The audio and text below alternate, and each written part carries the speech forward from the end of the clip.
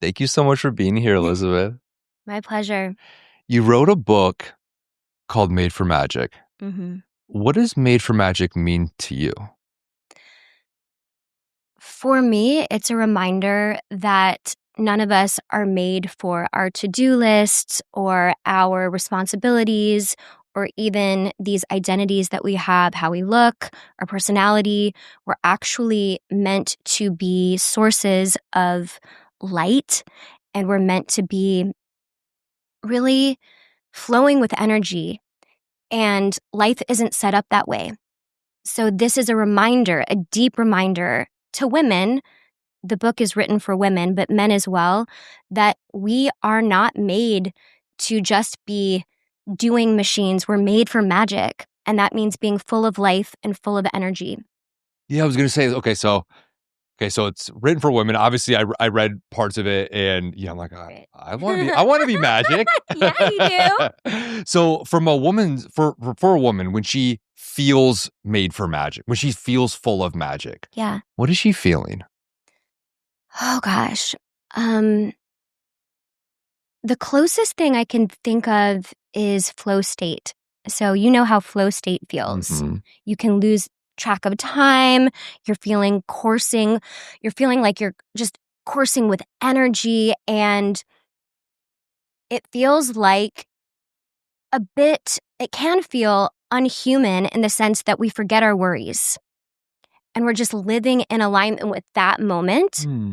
So being fully present in the moment and full of energy and really open to miracles, to synchronicities, because we're in that flow state. That's what magic feels like for me.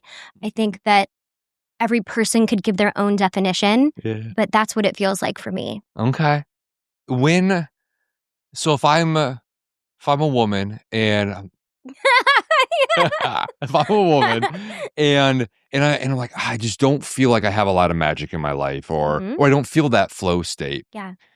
What what's something that like I could start to do or try or experience in order to start to invite in more magic into my life? Sure. So my approach is really practical, and the book is woo woo, but it's also really practical. Yeah. And my first step would be look at your calendar. You are overcommitted. I'm going to speak to you like you're a woman. How about that? Yeah, please. Hit me with it. This is the first time. Now I'm excited. April. Jennifer.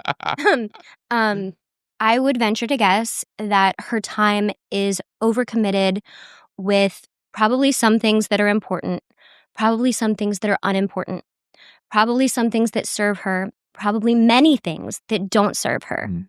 So the first thing I would have her do would really be reclaim her time. And the way that we reclaim our time is through making our yeses really sacred and our nos really sacred. And the no in this case is actually more important because it's our sacred nos that free up our time. Yes. So, how most people are living is the magic or the pleasure or the fun is getting the scraps of our energy, right? So we're not like, okay, 3 to 4, I'm having fun. It's recess. I'm playing. We're not doing that. We're going, okay, well, I've got the emails and I've got the this and I've got the meetings. And then if I have enough energy later tonight, I might have some time to have a little fun or have a little, scheduling of me time. But often it's not held sacred. Most of the time, it's not held sacred. So it doesn't happen, or if it happens, it might happen exhaustedly, or we actually might just need to rest. Mm-hmm. So we'll choose rest over actively creating joy. And I suggest a reverse engineer of that. I held a call for some women. We had a book club online, and one of the women was like, I'm feeling stuck. I'm feeling meh. I'm feeling a little depressed. And I know her, and I know that she is a wild child, and she's living right now a pretty basic muggle life, and she's a wild child. And I was like, okay, so here's my homework for you. I want you to block out an hour, go get naked in the creek, howl at the moon or the sun, depending what time it is, and hold that meeting as sacred as you would a client meeting. And if anybody asks you to book that hour, you say no. It's not like, oh, I can shift that around maybe tomorrow. That doesn't actually matter. That's fluffy. Like, keep these sacred promises that keep our childlike spirit alive, because these are the things at the end of the day, when we're taking our last breath, we're really going to wish that we did that. We are. Yeah. I know you said you were going to talk to me like I'm glad you did. Did I talk to you like Yeah, because woman? this is all stuff I do too. Like Okay. I basically work as long as I can possibly work. And then if there's like an hour left in the day, then I'm like, okay, cool. Now I get to have like my fun. So what you're saying directly applies to men, and I think a lot of men too. I'm sure it's different, but I think a lot of the core concepts are the same. Yeah. I think it applies to most people. Yeah. Because that's how we're taught to adult. Yeah. Honestly. Yeah, this is adulting. Adulting looks like making sure that all the boxes are checked on your responsibilities. And if the boxes are checked and your to-do list is like down enough, then you might think that you get the luxury and that you've earned pleasure, fun, time off. Like, fuck that. Yeah. No. I love that. And it reminds me of every once in a while I have a friend where he's like, he or she, I'm going to say he at this point because it's a man that's coming to mind, where they're like, oh, I'm going to go spend a month in Bali. And then their business like doubles while they're in Bali. And you're like, wait, how? And it's like, I didn't work as much. I had a ton of fun. I traveled a ton. I gave myself like the space to have fun with life. And then business gets better. And that's a thing that like I have to remember because I work in AI tech startups. Okay. And you're basically like rewarded for extreme hard work. Like that's kind of how they work. What, you're not rewarded for your result? You're rewarded for the time that you work? I mean, that's not okay. So that's not true with me saying that, but that's kind of the way it feels. I'm digging in a little bit there because we don't always have to work harder to get a result, and this grinding that's celebrated is actually what's stealing our magic a lot of the time. So you're speaking to something that's really powerful. These people that you know that went to Bali and their business doubled and they worked less. So what's up with that? Yeah. How'd that work? Yeah. What's up with that, Elliot? I What's know. up with that? Come on. And it reminds me too, like I've had chapters in my life earlier this year where I spent 2 hours in the sauna cold plunge pretty much every day, or like that kind of environment. I would spend 2 hours walking every day, and I was so like free through life. I just felt very light. And then when I pull that stuff out of my life, I tend to feel more tired, a little bit heavier, a more like grind mentality versus kind of this like floating magic feeling through life. Yeah. I know for a lot of people, the word magic feels inaccessible. I love that word. I love it too. I think it brings out a childlike wonder, but I would also substitute the word like energy rich.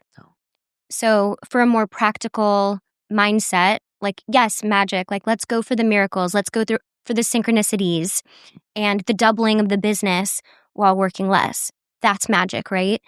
But also living an energy rich life might feel more attainable. For some people are more practical.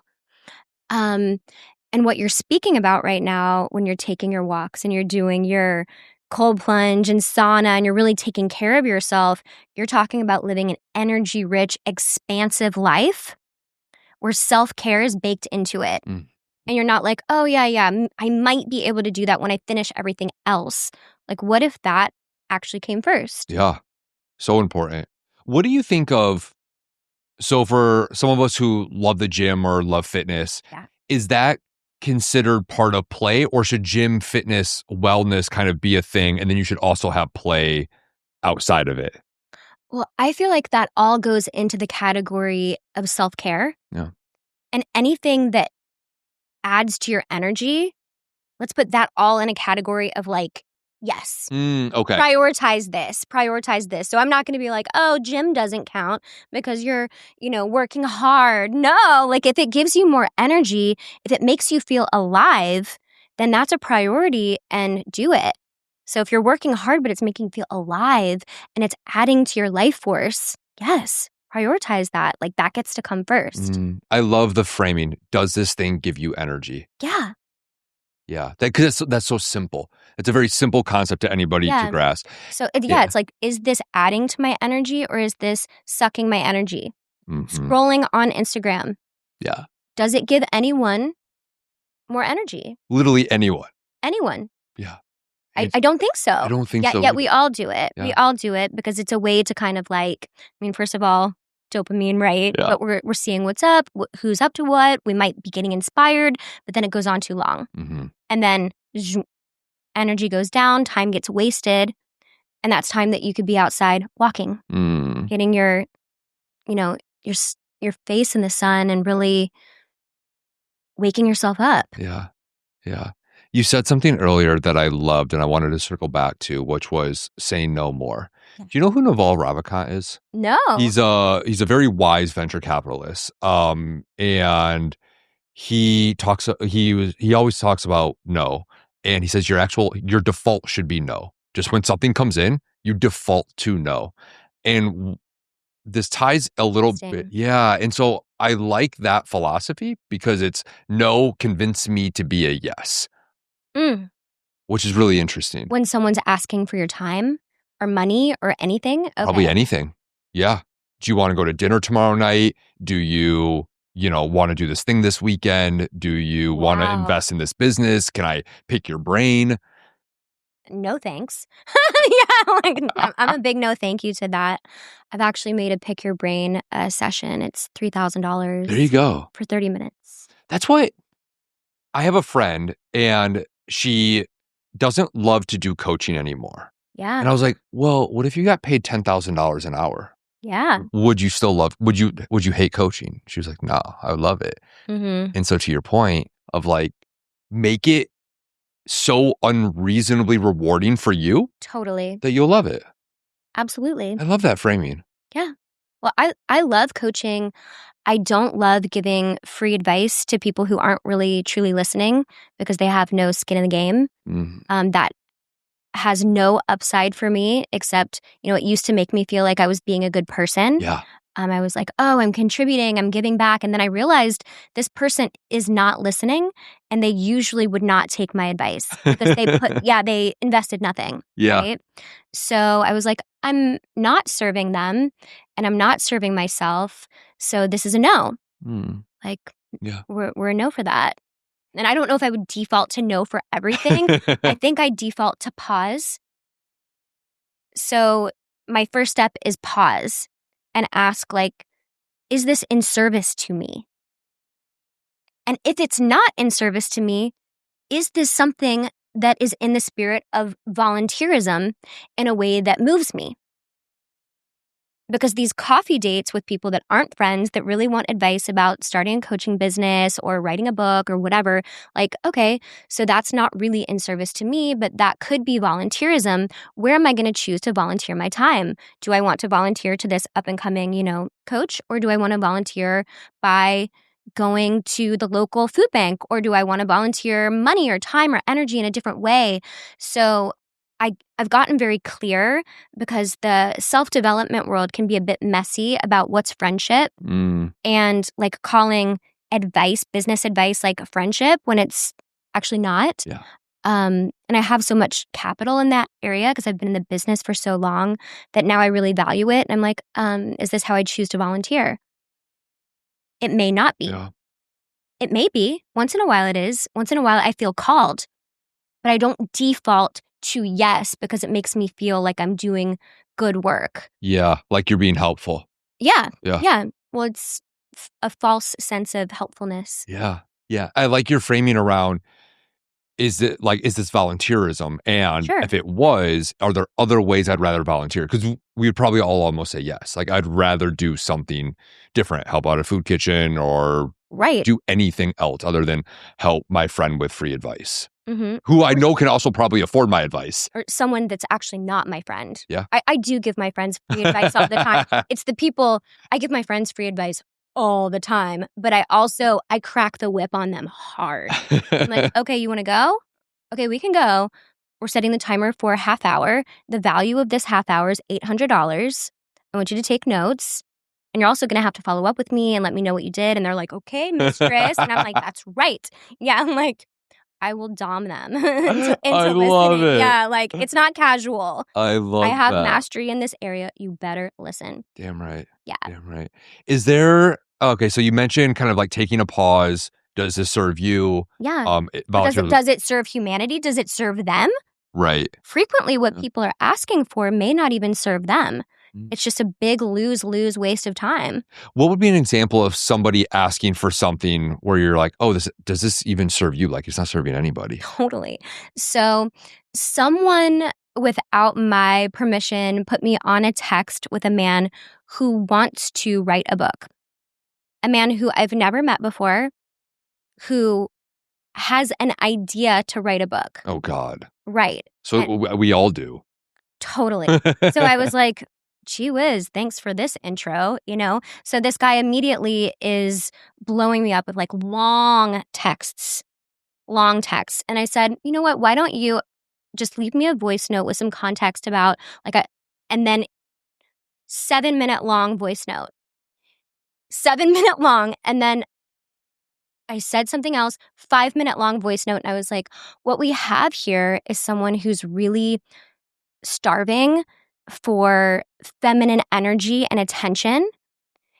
And it's not in service to me or to him to stay in this dynamic of me giving my feminine energy attention in this context. It's not in service. So I said, why don't you reach out when your book is about to be published, which may or may not ever occur, and we can perhaps chat at that point. And he was like, yeah, maybe we can sit down. Will you read my book? I'm going to write 3. And I was like, I don't know, reach out to me when it's about to be published. And like, for now, I got to go. So I really cut it short, but I just saw his appetite for the attention was not in service to him, really. I think he was just reaching for anything.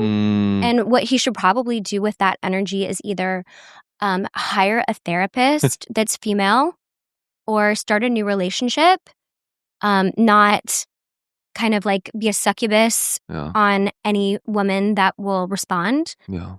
And so that was definitely an example where I just felt the neediness and the using and the sucking of energy was just so there. And he's so unaware of it. It was very innocent on his part, but also messy. Thank you for that. Yeah. Do you feel me? Yeah. And now it's gotten me on this train of a thought process where I think this is really important. And this is a conversation I wanted to segue into at some point. So this seems very timely. Let's go. Yeah. So you mentioned a man craving female feminine energy, which I think a lot of us are all the time. And it's natural. Like, why wouldn't we like I crave feminine 100%. energy. Yeah, I love it so much. It's so enlivening and incredible. Oh, it's fabulous. And so as a man, what are we doing as men that would come off as like kind of needy or craving feminine energy versus a way where you feel like we're really respecting your feminine energy and like honoring what it is and kind of like basking in it? Sure. So a way to check yourself or a way for a man to check himself is to ask himself, what am I offering?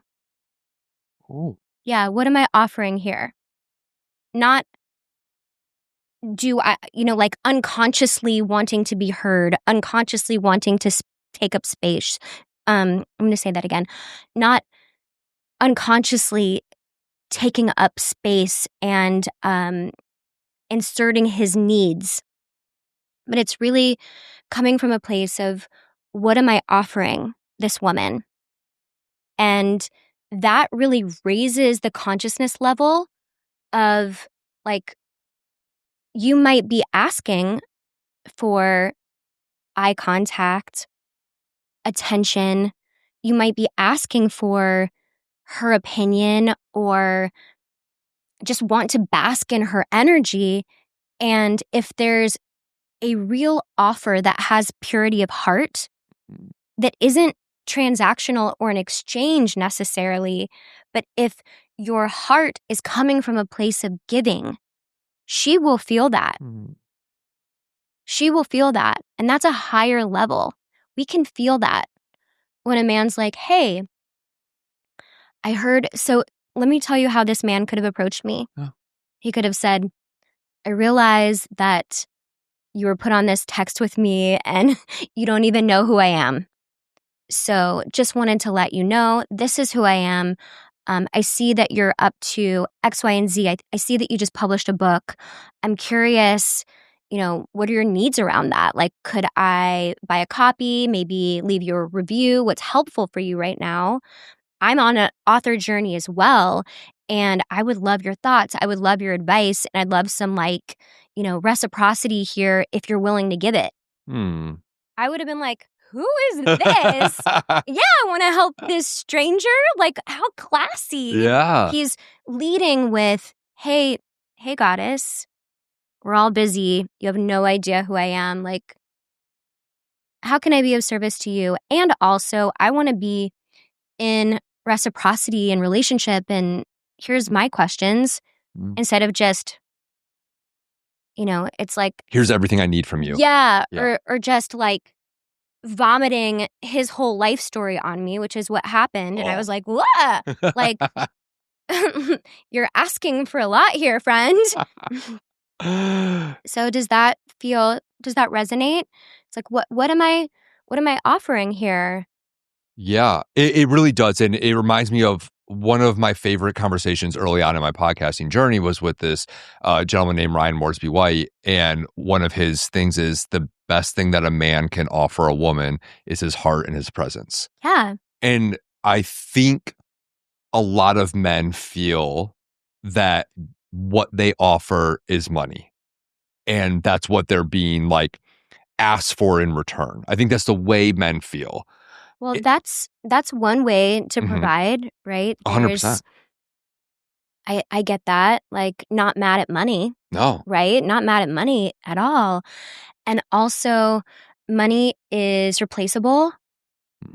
And if that is your value as a man, it's just like as a woman, if you're leading with sex and sex appeal and looks and like you're being kind of a low-hanging fruit in the way that you're walking the world, you will get attention and you will get men and you will get some things, but you will also be replaceable if they can't feel your heart and your soul and your essence, not your performative essence, but who you actually are.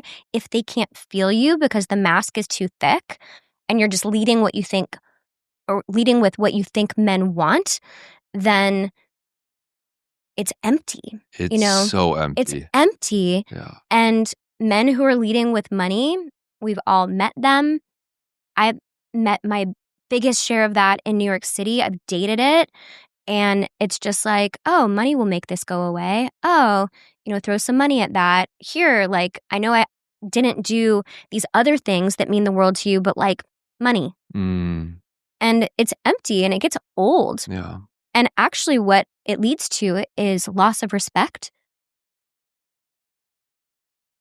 When that's the solution is money, like it's empty and it leads to loss of respect. And women are starving to be in the presence of men that we respect, men that we can relax around, surrender to. His wisdom is like, whoa, like I would ask him for advice. I would want to know his thoughts. Like, I love being around a man that I can respect. It feels nourishing. And often the men that I respect have made wise business decisions. So they have resources. Yeah. Often those two things go together, but sometimes it doesn't. Sometimes I'll meet a man that I totally respect that's living kind of a humble lifestyle, but I'm still fascinated with how he moves through the world. And I'm like, wow, I respect that man. Mm. I would definitely choose to spend time with that man. And I don't even mean romantically. I mean, just human to human. I would definitely choose to spend time around the man that I respect versus the man who's just throwing money at it, that doesn't share any values with me, that I'm like, oh, he's hiding behind his money. Mm. Well, that's sad. Mm. I love this so much because I think it's a really important message for men to hear from the point of view of a woman. I have a Is hair in my mouth. no. I got it. I'm doing where? You're like, what's happening? Oh, there, I got it. Got it. It's driving me crazy. Okay, I'm back. Okay.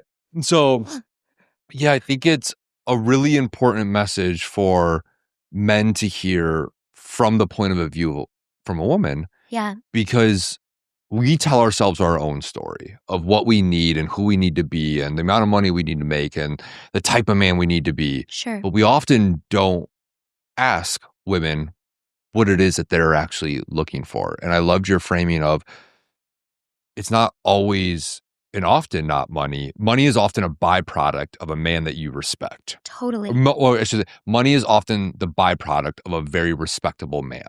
Right. How, in your view, Mm-hmm. what are things that men can do that either demonstrate respect or that they could build into their life that help them gain more respect, whether it's from themselves, from their community, from their friends?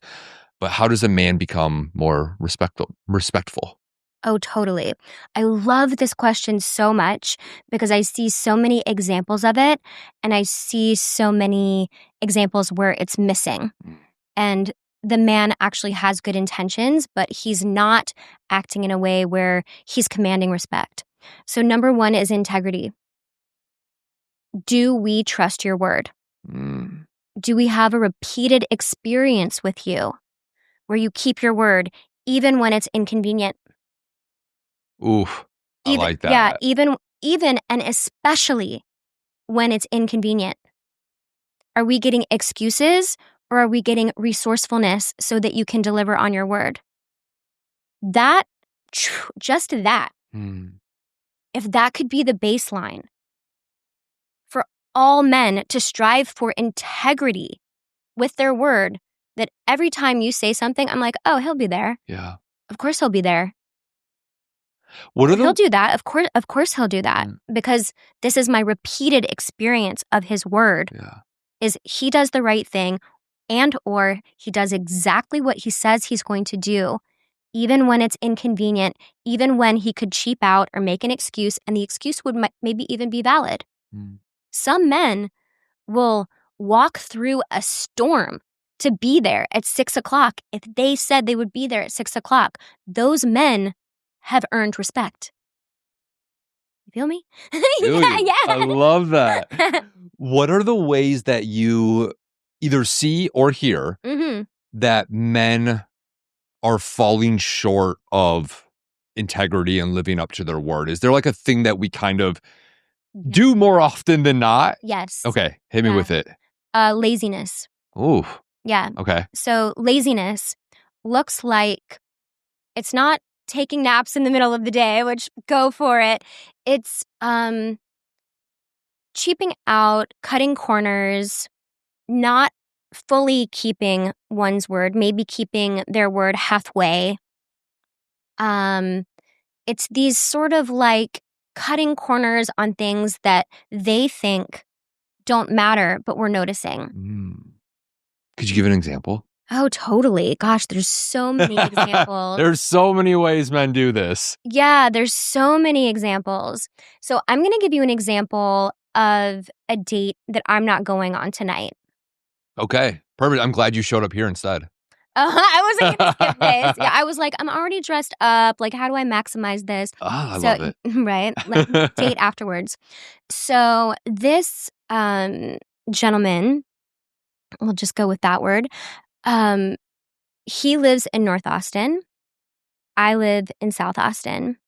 And I told him I'm filming a podcast. It's on the east side. And he was like, great. Yeah, I'll be in the Arboretum, which is way north. And as soon as he said that, what I heard was he wants his location to be considered versus like he's going to want to meet halfway or he's going to want me to come to him. Like I study human behavior. Yeah. So like I know immediately when a guy's going to be like, great, you're going to be on the east side. Let me pick somewhere over there. For sure. Or, Even when you said that, I was like it's what? kind of obvious what you should do. Duh. Yeah. Right. Yeah. So simple for somebody who's coming from the place of what can I offer? How can I make this easy for her? I'm hearing that she's filming something. That's probably going to take a lot of energy. So let me find somewhere around there where we can just pop afterwards. That would have been my ideal. Mm-hmm. So he made it clear where he was. And I said, okay, well, do you mind coming more south? You don't mind coming more south for a date, right? And he was like, no, absolutely not. Just, I don't really know that area of town. So, like, just tell me, like, where you want me to meet you. Oh. Right. So now we have just a mediocre offer, a lazy, mediocre offer, like low effort. And I said, I love it when a guy takes a lead. I'm sure you can pick something fabulous for us. So again, I give him the ball and almost like spoon feed him the opportunity. Mm-hmm. Truly, like I'm like spoon feeding the opportunity. I'm saying, this is what I want. Like, please, here's where I am. Pick something fabulous. Takes a quick Google search. We all know that. And he was like, oh yeah, I can take the lead. As long as you can come up north, we can go to this place. And he picks a lovely place up north. So he's back to, I'm going to pick the one place that I know that's bougie, like up by where I am. And at this point, so none of what he did was evil. Mm-hmm. It's not egregious. This is not a bad man. This is an average Joe phoning it in, not trying that hard. Yeah. And that, for me, is a mediocre offer. I really value my time. I love my life. And I'm just not showing up for those. I'm showing up for an exquisite offer, or at least an offer that feels considerate. Yeah. So I said, my gut is telling me it's been so nice, like, meeting you. And also my gut is just saying that this isn't a match. Like, I'm going to not come. And he lashed out, right? Oh, no. Yeah, we got the lash out. So he was like, you won't even meet me halfway. I wanted to take you out. And I was like, I get it. Yeah, so bye. Also, thank you for validating my decision. Right. So we've just got someone acting young and cutting corners and not really, like, to impress me in that moment would have taken so little. Yeah. Like, it would have been maybe 2 extra minutes work for him. Yeah. Oh, you're here? Let me do a quick search of that area. Let me find something that, she wants fabulous. Well, what's fabulous to her? Okay, here's 5 places. Or he could have even sent 2 and be like, this one or this one. And I would have been like, oh, yay, thank you. I'm happy, But the cutting of the corners really, just that whole energy dropped. I was no longer excited. And I realized this was not going to be, most likely, this was not going to be a man that would earn my respect in the way that he walks the world. I didn't hear resourcefulness. I didn't hear effort. And I was just like, okay, I'm going to skip it. Yeah, skip it. Yeah. It makes, I love the detail that you went into kind of like the process and one of your thought process. And one thing that, like, I want to commend you for that I would really appreciate as a man is when you put the ball in my court. Sure. Because I love when a woman does that for me. And not to say, like, I'm not trying to take the lead initially, but if there's something missing, or maybe I've done something where, like, I didn't quite meet her expectations, when she tosses it back to me, I'm like, oh, okay, got it. Right. And I love when a woman has the ability to do that versus I've been in experiences where she kind of takes over, which, like, to me, if that was our interaction and your response was, hey, I'm actually on the east side, let's meet at this restaurant at 6:30, I'll see you there. I'm so turned off. And I'm like, I don't Right. want. She just took the driver's wheel and told you. 100. I'm like, I'm super emasculated now. I have nowhere for my masculine to live because she's claimed all the masculine energy in this date. And so, but what she could have done is what you did, which is like, hey, this is roughly where I'll be. Like, could you pick a place? I would love to still go to dinner with you. Just tell me where to be at, roughly this time. Yeah. And then also there were a couple call forwards there. There were multiple opportunities for him to be like, oh, I got it. Yeah. And I think that, to your point, sometimes men just need the opening or the invitation. And sometimes men don't really, none of us are perfect at any of this. We can't expect perfection on either side. So sometimes men don't really make a plan, but then the woman makes the plan and they're like, oh, now I'm turned off. Well, you didn't actually create the container for her to understand the time, the day, the place. Mm-hmm. The plan felt wobbly. Her nervous system might have been like, do we even have a date? Okay, like I'm craving certainty, so I'm just going to do it. And then you're like, ugh, you know? Yeah. So, yeah. I feel that. You used a couple words when you were describing this like prep for the date.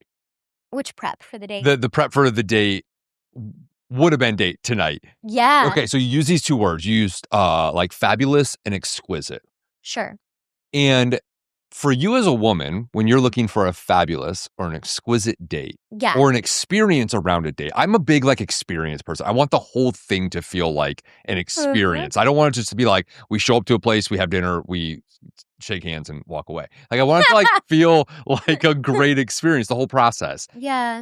So for you, when you say like exquisite or fabulous, what does that mean to you as far as what you're looking for in like the date experience? Oh yeah, I love this question so much. So when I say fabulous, that's probably my code for do not take me to a dive bar. Right? So that's the standard. Yeah, dive bar is the standard. Yeah. So I'm letting him know that I would like something beyond casual and I would like something beyond the local watering hole. Yeah.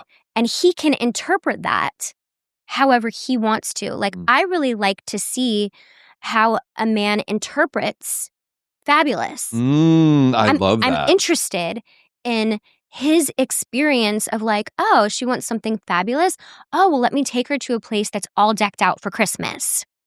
Or let me take her to somewhere really fancy. Or let me take her to a place that nobody else knows about. That's this hidden gem that has no sign on the outside. It's a speakeasy. That's fabulous. But I feel like it just is signaling to them something out of the ordinary. Like, don't take me to some, smelly dive bar and think that I'm going to like want that. Because don't. Yeah. Yeah. Not that I won't do that once I know someone and we have like a lot of experiences together. Like that might even be fun to go play pool or like listen to a band somewhere like a little kitschy. I'm down. But when I'm getting to know someone, I want to feel the effort. I want to feel their taste. I want to feel taken care of in their choice. So I'm interested in their choice. So when I use that word, I'm not thinking like must be Fairmont, must be Four Seasons. I mean, okay, sure. But I'm letting them know I want to have something that's above average.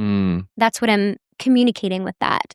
And the exquisite, same. Yeah. Like I'm just signaling to them like, show me a little something. Yeah. Like put in a little effort. Like let's not do like, don't invite me to the Starbucks, like, next to your house. I'm not coming, Yeah. So, one, I'm not coming. Yeah. But two, just don't offer that. Yeah. Yeah. I love so I love that. Thank you for explaining the positioning of fabulous. I actually just wrote about this maybe 2 days ago. So I had reframed my whole position on dating. Not like my whole position, but I had kind of made up some. I want to know. Yeah, so I had like made up kind of like my own rules, and fabulous came into this. And what my rules are is that I say I've picked a price point of what is like almost uncomfortable to spend on a first date. Nice. And I say I will only go on dates that cost that much. Oh. Because it's a barrier. It is. That means you need to I'm really filtering. into it. Yes. I'm so into Oh. her or the idea of going on a date with her that I'm taking her on a date that is, and it's not like, Oh, wow. it's not like uncomfortably expensive, but it's where like, this is a nice dinner to 99% of America. And so just for context, I basically go into a date and I say, I will spend upwards of $250 to $300 on a dinner. Beautiful. And what it does for me is it allows for me to sit back and I get to relax because I know what this dinner is going to cost. I've already agreed internally what it costs, and I've agreed that I want to spend it with her. And so that creates this experience. But where it goes into your fabulous is if she doesn't think that that's fabulous, she's not the right girl for me. And that's okay. Yeah. If her fabulous is like a Michelin restaurant on a first or date. bottle service Or- somewhere. Yeah, then whatever, great. But like we're not compatible. So I think what you're saying is I want to feel you're fabulous and see if our fabulous is align because they might not. That's okay. I'm also okay with my fabulous not aligning with somebody's fabulous. For me, that's not a deal breaker. I don't feel a deal breaker in the taste of, oh, he took me to the $250 dinner. I'm used to the $500, or I would like something more casual. To me, these all are preferences that aren't going to signal my ultimate compatibility or happiness with someone. I want to feel the energy and the intention of the choice. That's what means something to me. So if Ryan takes me to a place that's like a wonderful sushi place, but I don't really like sushi, I'm not like, ugh, Ryan. I'm like, he found the best in this genre and he was trying to show me something. Like, I love that. I feel the purity of heart. I feel the effort. And the effort is not lost on me, or I think any woman that is in appreciation of good men, which is many of us. Many aren't. They're in more of a taking space. So you may have encountered some of those. We all have taking men, taking women, but a woman who's in a place where she's truly looking through the lens of like, ooh, I appreciate a good man. Like when a man's showing up and he's making effort and he's keeping his word, I'm noticing. I'm not going to nitpick that man. Yeah. No. Why would I? Why would I? That's very reassuring for men, which I love. Yeah. I love hearing. I feel like I'm leaning towards how do we just educate men? Because obviously I'm a man and I'm like, oh God, I just want. You want more of this? Yeah, I want more of. Okay, so when it comes to like a woman who is a taking or a woman who is appreciating a good man, yes, from a man's point of view, what are some signals that we should be looking for in that woman, whether it be in communication or the way she responds on a date? Is there signals that a woman is giving us that she's kind of just there to take, or that she's actually an appreciation of a good man? So we can kind of better determine if she's somebody worthy of continuing pursuit of partnership. Sure. So I'm not an expert in. None of us are. Yeah, I'm not an expert in men's behavior, right? And I'm not an expert in guiding men. But I would presume to think, and you can tell me if this is true for you, that you can actually feel a manipulative energy, but you might override it if she's hot. Yeah. We override so much when she's hot. Right. Like all of it. Right. So stop doing that. Yeah. But believe the icky, believe the ick. Yeah. And know that there are physically gorgeous women that are appreciative of good men. They've probably been on their own journey. They may have been mistreated in the past. They may have gone on a journey of being someone who emasculates or takes, and then really having a dark night of the soul about that and turning a new leaf. You know, I have some of that in my past, for sure. Like former kind of like manipulator and taker, and just how that made me feel about myself, and turned a new leaf and like kept the new leaf there. Like I am an appreciator of good men and a protector of good men. Oof. Also a protector of good men. And my guy friends, when they're like, you know, there's a woman, she's doing this, this, and that. And I'm like, we've got a hot dumpster fire, babe. You know, like you can have fun with that, but like reality check. Like, what does your gut say? Yeah. If you feel the manipulation energy, if you feel the takership, like that kind of like, oh, like you can see it in the eyes. You can feel purity of heart in the eyes. Right? Yeah. And on some level, I'm just going to challenge that, you know, but there's a big override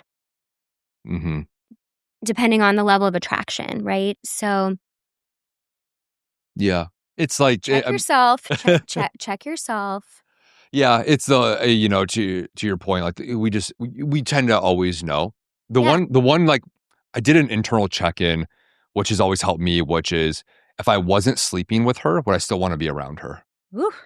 And the answer is often, if you have to ask the question, the answer is usually no. Right. And that's that for me, that's kind of the factor of like, oh, am I just spending time with her because she's hot? And if the answer is true, then you got to make those, you know, kind of decisions. Yeah. Okay. So you said you were former manipulator, former taker. If a woman's listening to this and she's like, damn, that might be me. Or like, I feel like I might be that woman, or I have been and I want to change. What does she do? This is so personal because, you know, when I was in this way of being, I was in New York City and it was almost celebrated. You know, I felt like the men that I was dating almost wanted to be used. They were leading with their money. They were guys in finance. They were throwing down their card. Like it felt to me like there was a reciprocal, like I'm bringing the muse like fun, you know, I'm dressing up, we're laughing, you know, I'm bringing all of that. I'm giving my energy. He's paying, right? And so in those moments, I felt that it was celebrated.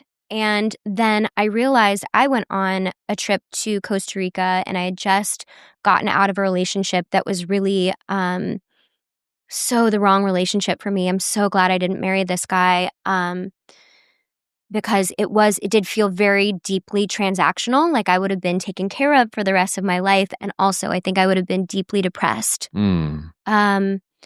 So I was on the beach in Costa Rica outside of, you know, the New York City power games, if you will. And I was like, gosh, if I didn't need any money at all, and if I was just surrounded by all this natural beauty, like who would I choose as a partner? If I had everything I needed, like what would I value? Damn. You know, like no one was looking. I wasn't trying to impress anyone or like who would I choose? And I certainly wouldn't have chosen that guy. Like I would choose someone respectable, makes me laugh, where like we get each other and, you know, we're having a lot of fun, and someone who inspires me and like I inspire them. And I feel like the little girl in us has purity of heart. So it's remembering her, because this manipulation and the taking and the power games, let's call it, that can happen between men and women, a lot of those women think they're doing the right thing. Wild. Yeah, they think that they're winning. They're like winning the game of men? Winning in life, you know? Winning in life, got that paid for, you know, he's paying my bills, or like he got me this, he got me that. And if there's not a level of gross out, deep gross out for that woman about herself, if she's not like, woo, this is out of integrity for me, like I'm feeling yucky, this is actually lowering my self-esteem to be interacting with people this way. If she doesn't feel that way, she could keep it up for the rest of her life. And this podcast will not wake her up. Mm-mm. No. But for someone who's feeling the ick, I would say remember your purity of heart and maybe go to a beach in Costa Rica or go look at the ocean and ask yourself, gosh, if I was a mermaid and I was choosing my favorite merman and we didn't need any of this, like what would I choose? What would be the truth of my soul of what I would choose for a partner? And then, add some practicality to it as well, because we need, we live in a world where we need resources and we need a certain level of safety. And maybe there is a lifestyle thing there that is true for her. But yeah, the choosing a man just for what he can provide it never feels good to the soul. No. It might feel good to the ego. It might feel good to the nervous system for safety, but it doesn't feel good. That's not the soul choice. So if the commitment is to live a soul-led life, that will not last. For me, that would never last. Yeah, I love that. And I think it's important the disconnect, maybe not the disconnect, but the association between like what's good for the nervous system and what's good for the soul. Like they can be, they can be the same. Yeah. Ideally both. Yeah. Well, for a woman who's been scared about money for a long time, or she grew up really scared about money, like having a man that's a provider might just really be a safe container for her where she can rest. And there's nothing wrong with that. It's just if you're choosing somebody that you're not attracted to, you don't enjoy, you don't really love him, but you're choosing him as a provider, probably that's going to feel gross to her on some level and maybe even depressing. For some women, maybe not. I have met women who are just shameless and they seem to mean it. That doesn't seem to make them feel gross. Also, I don't know her in 20 years. I just know her now. Yeah. So I try not to shame any woman who's in any walk of life, because we all have these journeys and we all make mistakes. We make mistakes. We do things we're not proud of. And we can even have a moment of taking and be like, ooh, that wasn't my highest self. Like, ugh, gross, or vice versa. I'm sure men constantly find themselves like, ooh, that's not my highest self. Oh, I'm taking right now. I said that, do I mean it? So we just need to check ourselves. I feel like part of the growth journey is catching ourselves when we're doing something that doesn't feel true to us and not keep going on it too long. Rewind it, try again, do better. Yeah. Yeah. I think to your point, the checking in, and it can be weekly. It could be even if you just go a day. I often go a day and I'm like, ooh, I didn't like a couple of things I did today. And then it's like, check it. Yeah, do better. Fix it tomorrow. Yeah. Do better. That's all we can do. All we can do is just learn and make improvements and go through life. And don't torture yourself too long. Yes. Right? Yeah. Yeah. Like, note it, stop it, turn a new page, move on, make a new choice. The self-torture is like, whew, can really waste a lot of life on that. Yeah. Well, we are coming up on time. Wow. I know it was so fast. Is there any message or anything that you would just really want women to know, to feel, to believe in about themselves, to be more authentically who they are? Is there anything you want to share? Yeah. Yeah. I feel like when we make the primary commitment, our energy and full expression and living a soul-led life, and when we really commit to that, above other people's opinions, above, the to-do list, when we really make that the primary commitment, life is just more fulfilling, more satisfying, and we're more proud of ourselves. So, what I want women to feel is that their life is theirs. And how we do that is by making that our commitment. Saying, I'm committed to living a soul-led life, a life that's in alignment with my soul. That's number one over being liked, being approved of, what other people think, whatever achievement means in this society. Like, this is how I'm arranging my life. And that's how I will also book my time and make my choices. And when I started living that way, everything changed. I just became a more satisfied person. And I really recommend that. And also just looking at our lives as this art project, like nothing's set in stone. And if you've been in a martyr stage, or if you've been in a taking stage, if you've been in any phase of your life that doesn't feel like your highest trajectory, that gets to change at any moment. You're not crystallized there. And I love the saying, like, I am woman ever changing. Hold yourself fluidly, hold your identity fluidly. You can reinvent at any moment, and that goes for men too. So claim your life. It's yours. Prioritize your soul. I love that. Thank you so much, Elizabeth. I really Yeah. appreciate you. That was such a good convo. Yeah, thank you, Yeah. Elliot. Thank you. Mm-hmm.